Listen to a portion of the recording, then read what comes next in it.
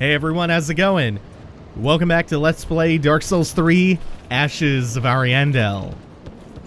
We are going to explore the Corvian Settlement today, but I realize there's something I really should do before I continue on that way. So we're finally crossing the bridge, hooray! We'll finally get to see what's on the other side waiting for us.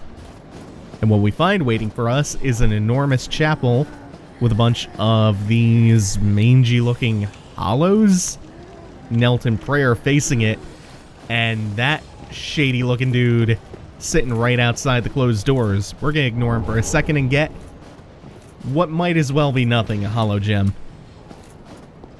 Well, well. You're Lady Uria's Lord of Hollows. No bell tolls, and yet you've slipped into the painting. Oh, no matter. If you've lost your way, the words of Lady Frieda will guide you. Now, go on inside, show respect, and listen carefully. What's keeping you? Go on, right inside, show respect. That was Wilhelm beckoning us inside. His voice reminds me a lot of Aegon of Cream, actually. He wants us to meet his lady, Lady Frieda, who is residing back here in a small room that is teeming with portraits. So many portraits, this place is like Dorian Gray's wet dream. But almost all of them appear to be on fire, or at least paintings of her on fire.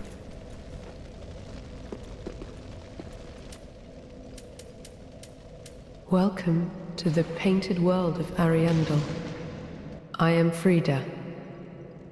I have long stood beside our blessed father and the rest of the forlorn. But forlorn thou seemeth not, Lord of Hollows. I know not the missteps which led thee to this painted world, but thy duty is all, and thy duty lieth elsewhere. Return from whence thou camest. I presume it visible to thee? The bonfire here in this room. A meek and faded thing, but 'twill guide thee nonetheless. Ah yes, there is a thing thou shouldst by rights possess. A remembrance of this cold world for the great Lord of Londor. May it help thee bear thy duty. Now, return from whence thou camest. Thou'st a place in that world, and that alone is cause to rejoice. Be forewarned, eager ash. Should this world wither and rot, even then would Ariandel remain our home. Leave us be, Ashen One. Thou art the Lord of Londor, and have thine own subjects to guide. Leave us, thou art. She gives us a way out with the bonfire and bids us to leave. But of course, we're not done here, not even close, not even by a long shot. Not even in this general area, because out here... Yeah, we've seen this trick before. You do the same thing in the catacombs to get down into Smoldering Lake. One thing interesting to note about her dialogue is a lot of people have noticed that NPCs address you differently. They address you as Lord of Hollows if you're on the path to get that ending. Otherwise, they have a different way of addressing you.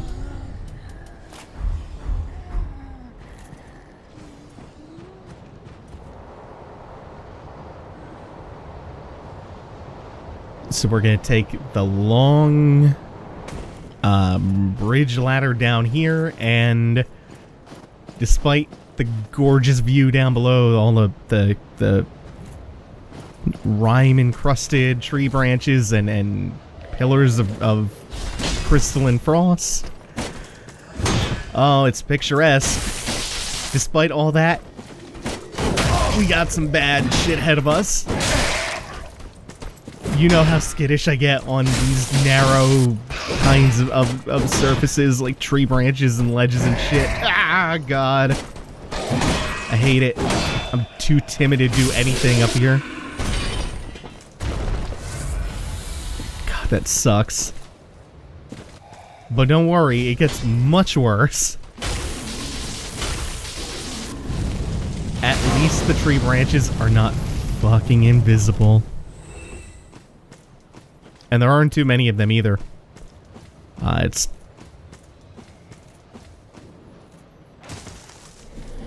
There's the sound.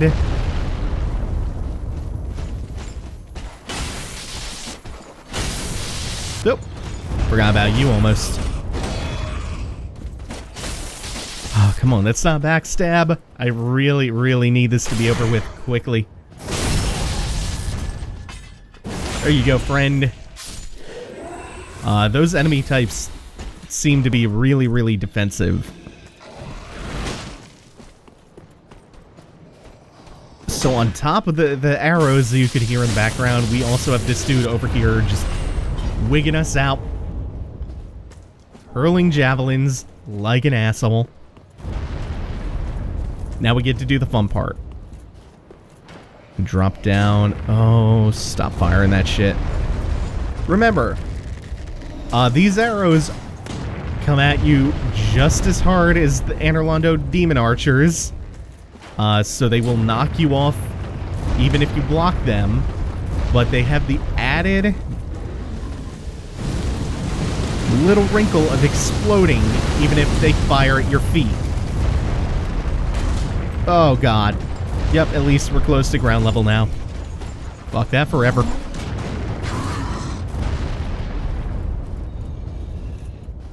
But once you're down at the bottom of what looks to be like some kind of frozen over lake, you never have to make that descent again because there's a bonfire right down here. I have never been so happy to see a bonfire in close proximity to another bonfire. But this sucks utterly and completely. Just shitty frozen crabs. It's like the laziest variant of an enemy that we've had to deal with. Even in this exact situation, it's so bizarre to me. You take the rope ladder down to Smoldering Lake, fight a bunch of crabs. You do the same exact thing here, even with the crabs. I don't know. Not exactly inspired, is it? So down here, this area from above, we got to see a couple of views of it from up above the snowy plains. But despite how massive this place looks, it's incredibly tiny. Also, that tree seems to be a real problem for some reason. It follows you fairly quickly. It's got incredible reach, and it lashes out with its branches. One of the spells left behind by the young sorcerer Sullivan before... Oh, I think this is the exact same... Yeah, it's the same one as the frost weapon spell we picked up earlier. Really, there's only two things left to do here. One of them involves taking this ramp up, and the other is a boss fight down here.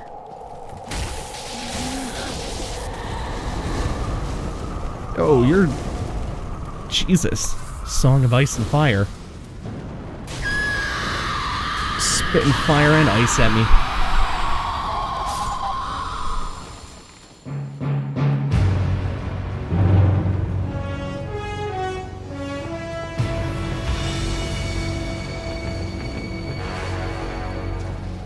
What a thrill, with darkness and silence through the night. What a thrill. I'm searching and I'll melt into you. What a fear in my heart, but you're so supreme. I give my life, not for honor, but for you. In my time, there'll be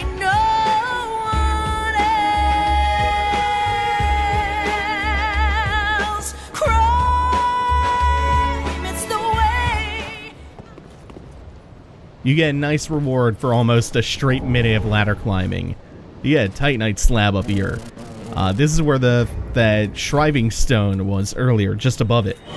So we'll now take the homeward bone back to the bonfire at the bottom of the frozen lake, and it's just about boss time. This is this DLC's kind of optional challenge area. It's not exactly a challenge area like the Crown Dark Souls 2 DLCs had. It does contain an optional boss that is more or less on par with, like, some of the other FromSoft DLC optional bosses. It's a little less lazy.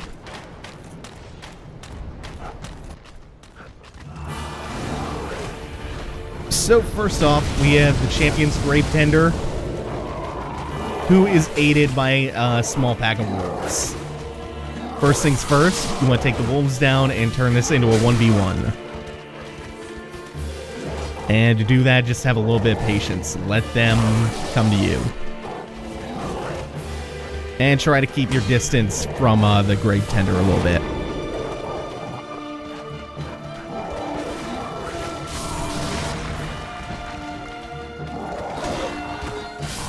And the sooner you whittle this down, the better. Now, it's just a simple 1v1 against a pretty basic enemy with kind of a weak moveset. He's using a new weapon called Valorheart, I want to say, which is a paired sword and shield, kind of like a Gladius, actually. It should have been a backstab. And it doesn't have incredible reach, and he doesn't do very much damage. And the moveset, like I said, is not terribly impressive. Whoops. I forgot I still had Firestorm equipped. A little bit of a waste of mana. Ooh, hello. Even with all that. But it's a good thing that his moveset isn't all that impressive, at least for your sake. Because at about 1/4 health left, he calls in the actual boss. Yeah, all that was just the prelude to the actual fight against our good friend, the Gravetender Great Wolf, who's fighting us for realsies this time. As you can see, it's the same one from earlier, same color coat, and it's got the scarred up snout. And sometimes I've had him be really passive at this point in the fight, to the point where I could just kind of deal with the Gravetender unimpeded, but he's being awfully aggressive right now. But again, the key is just patience. Be patient. I did not know you could cast. That's new. Oh well. It's kind of inconsequential. Now that this is down to a 1v1 with a wolf, this is really, really easy. I still think this arena is amazing looking, and the wolf's moveset is really cool. I just wish we hadn't already seen it. It's nice that they give you the sneak peek and even have the wolf jump down to fight you a little bit, but they basically blow their whole wad with that. And the wolf is really nothing that you have not seen before. It actually uses a lot of the same moves as Sullivan's Beast. It's got a couple new things, and it does have this second phase where it gets a little bit more aggressive and it starts doing this super long-range ice breath. But it's actually not all that special. The other thing he starts doing more frequently in this phase is he chains together those huge wind-up dashing moves. Those kind of Vort ones where he spins out. I said this back in the first Dark Souls 2 DLC, Crown of the Sunken King in the fight against Sin. But like, I love when bosses are coming at you so hard and so aggressively, that when they miss, they skid out. They do a little Tokyo drift behind you. I think it's the coolest looking shit. Woo! Like, as far as visual spectacle goes, this boss is really, really cool. But fighting it, you start with stupid, mediocre ads, and then you get something that you've already done once.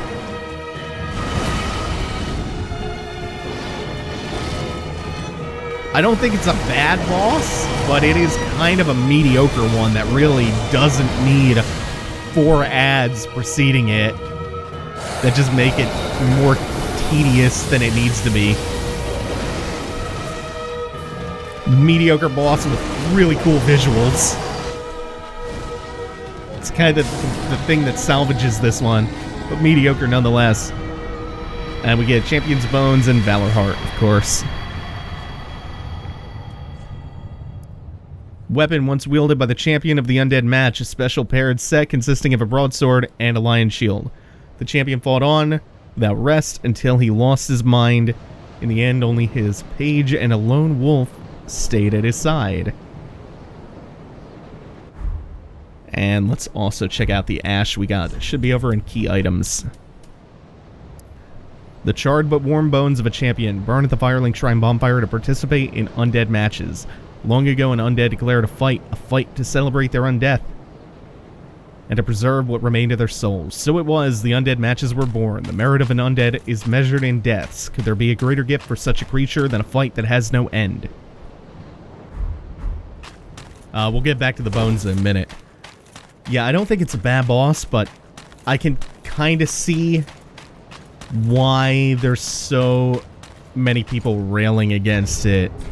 I can see why it's seen as like such a grave sin in a DLC like this that's hurting for bosses or content in general. If you're gonna go sparse, you have to really, really go high on the quality. If you're only gonna have 2 bosses, then those 2 bosses need to be like Lady Maria and Orphan of Kos, or Ludwig and Maria.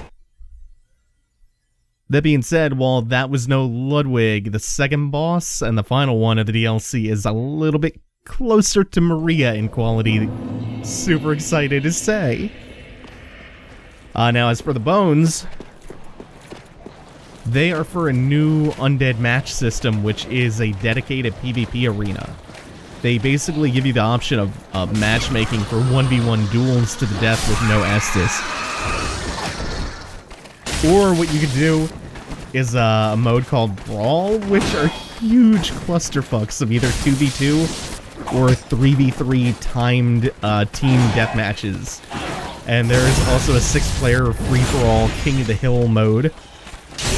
I haven't gotten to try it yet, but it sounds pretty fun. That being said, PvP has never really been my main jam in the Souls games, so my perspective is probably not the one you want if you're looking for whether or not the new PvP mode is any good or the matchmaking works decently or anything like that.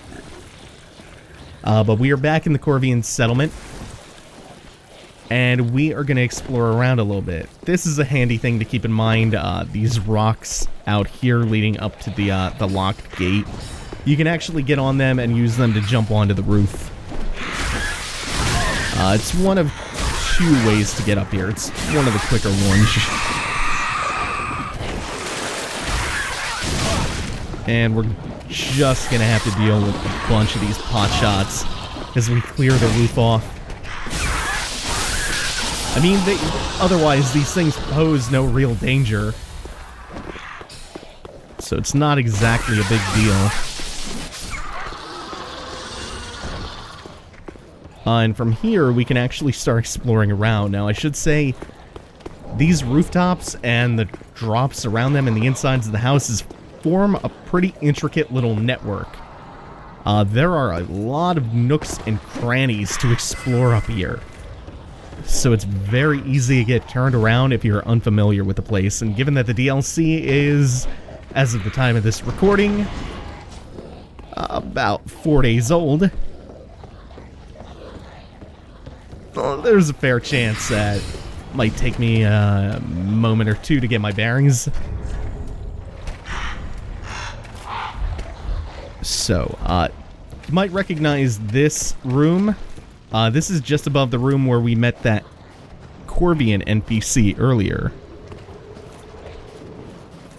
And if you come outside, we don't want to go around that way. We want to follow the interior of this wall that leads over to this plank bridge onto another set of rooftops. Because up here, we are going to find a couple of Corvians waiting in ambush. Not a very good one because they are kind of decrepit and weak. But an ambush nonetheless. Good job, guys. Oh, they're going to make me... Oh, the pun is so strong here. They're going to make me eat crow.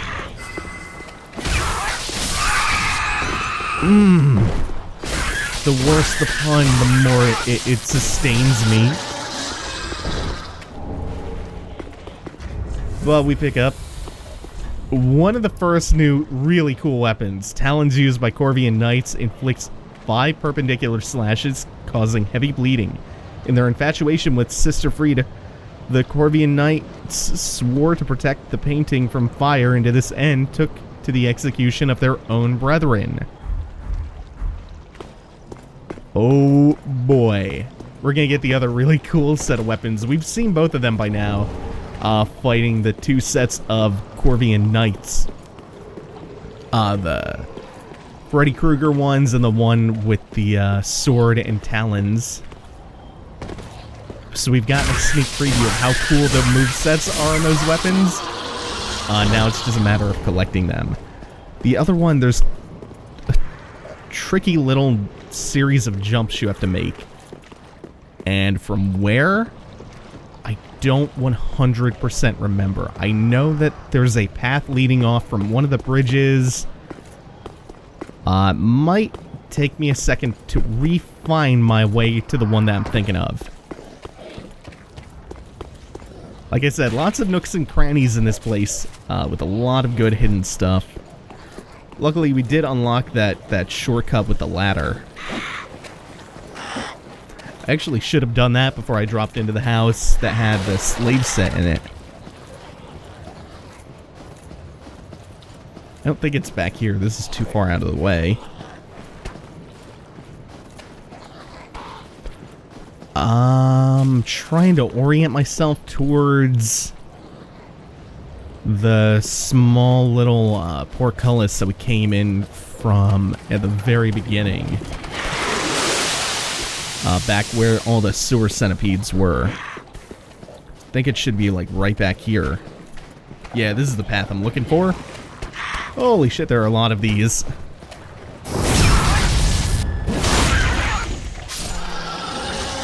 It's easy to miss just little things in here. I have a real nice attention to detail to get everything. They just densely packed this very small area. So here's the first jump we have to make. It's right across this small chasm. And from here we can actually get inside this house and into another one as well.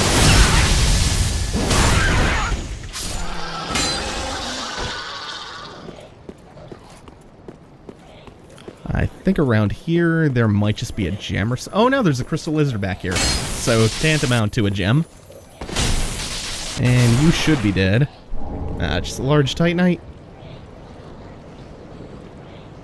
You've already seen the slab, so you know that we're gonna get some decent titanite eventually, but they ramp you up for some reason, even though they expect you to come here around level 70. There's the item above the bonfire, and there's the drop down to the bonfire. Yeah, they expect you to be like level 70 into a beaten Lothra castle, so I don't know why they start you off with regular titanite and large titanite shards. There's the item, so we have to make another... Let me line myself up to make another jump onto that rock.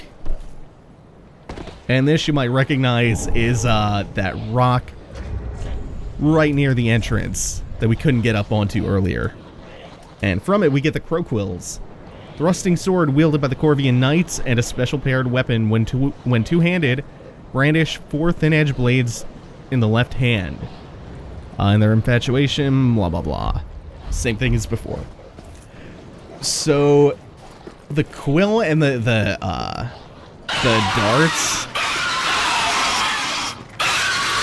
Oh, sorry, the crow talons and the crow quills. Really, really cool weapons. As evidenced by our good friend, Freddy Krueger over here. We're gonna try our best to get around him. He is a hugely aggressive a-hole. He might just not let me. He might just stop me. Now.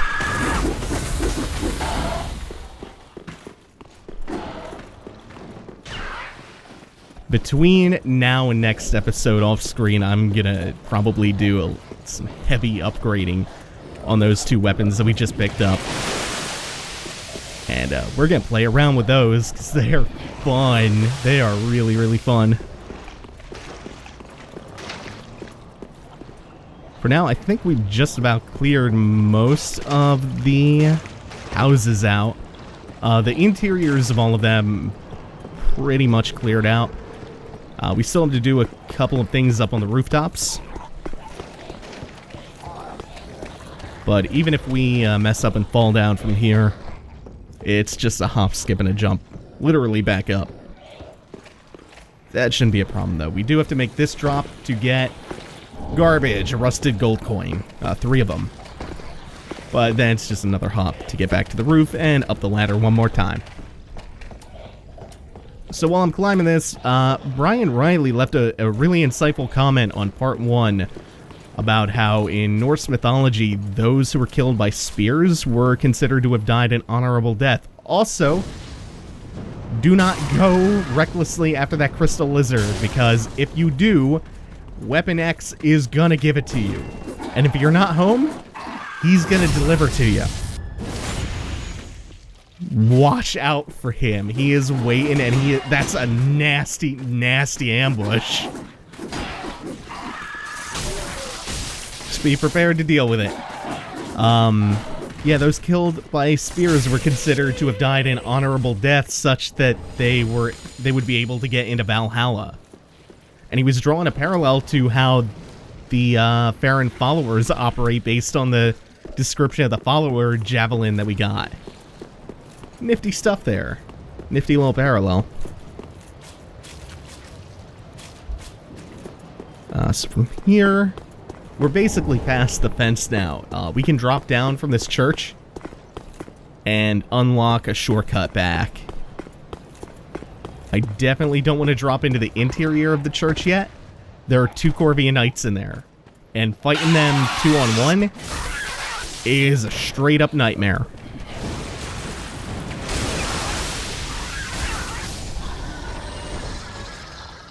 And don't worry about the fall down. There's a ladder that leads back up onto the roofs, which is handy because there is an item up in the church rafters that we'll be going for after we take care of business down here.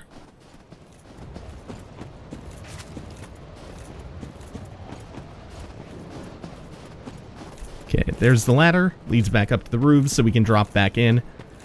And we want to make sure that this gate is open up, because now it's just a straight run from the bonfire if the 2 Corvian knights inside manage to kill you, which there's a good chance of that happening. They're pretty dangerous, pretty lethal enemies.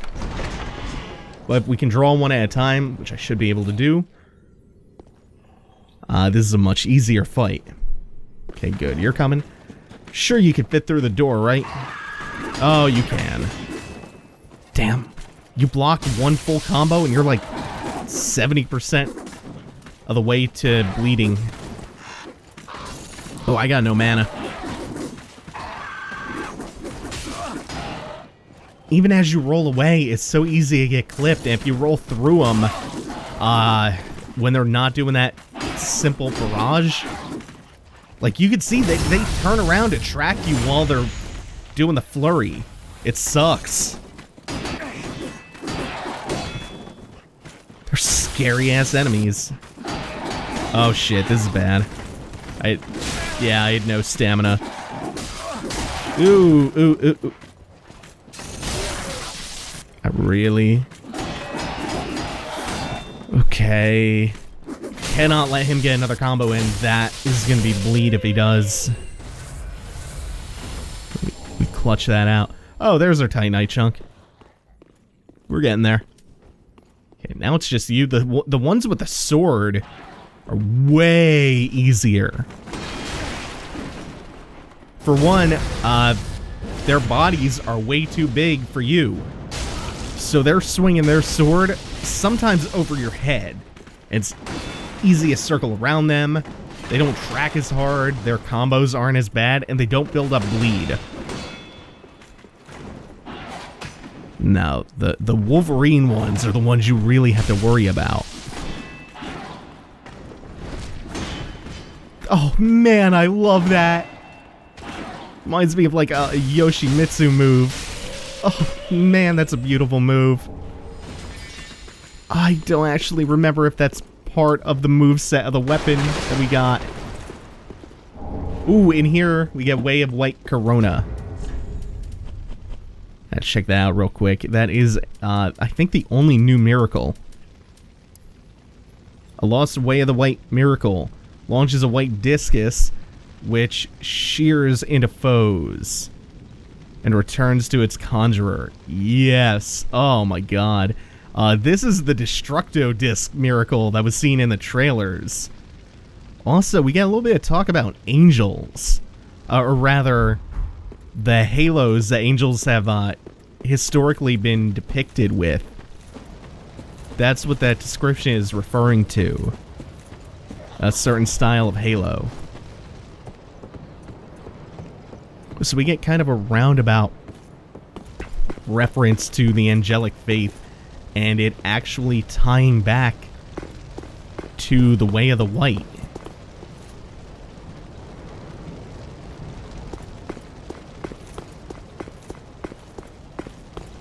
Now I'm just trying to figure out which of these windows I have to drop into to get onto the rafter I want. That looked very odd. Hold on, I have to double check these. Oh, that's why it looks odd, because it looks flat when you're looking at that angle. I didn't see depth. But really all we get for dropping into the correct window and getting onto the rafters is a simple soul. And before we get inside here, I think that's going to do it for tonight. Thanks for watching, everyone. Take it easy. Have a good one.